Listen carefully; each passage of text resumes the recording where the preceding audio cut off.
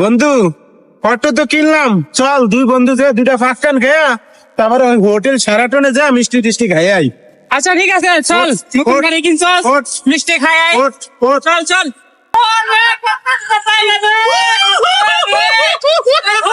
এই দাঁড়া, দাঁড়া। গাড়ি রে। হিরে এলাকায় নতুন গাড়ি নামাইছস, ইনকাম পাতি তো মনে হয় ভালোই করস। ভাই বড় ভাইকে একটু খেয়াল ঠেয়াল রাখতে হয় না? বড় ভাই মানি নিজের কষ্টের টাকা দিয়া গাড়ি কিনছি, ইনডাইরেক্ট কষ্ট করিয়া গাড়ি চালিয়ে টাকা ইনকাম করি। বড় ভাইরে জিগানের সময় আছে? এই বেটা তুই কইলি কি রে? তুই এই রাস্তায় গাড়ি চালাবি আর বড় বাইরে সম্মানই করবি না? তোর এত বড় সাহস, তুই এই রাস্তায় কিভাবে গাড়ি চালাবি আমি দেখিয়ে তেমু। এই সহা করে ধর। এ ভাই ভাই ভাই ভাই ভাই ভাই।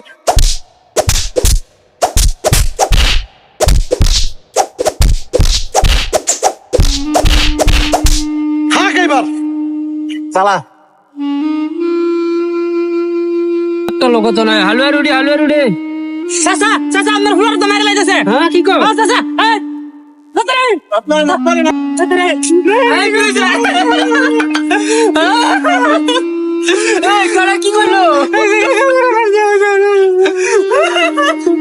হায় আল্লাহ, আমার ফুলাকে চাচার জন্য জীবন দিতে হলো। এই কি বাংলাদেশ, এই কি বাংলাদেশ।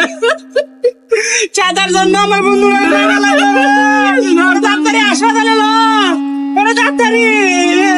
রক্ত মাখা একটা বিকেল কাঁপিয়ে দিয়ে গেল আমাদের বিবেক। সোহাগের প্রাণ গেল আর চাঁদার নামে একটা মায়ের বুক খালি হয়ে গেল।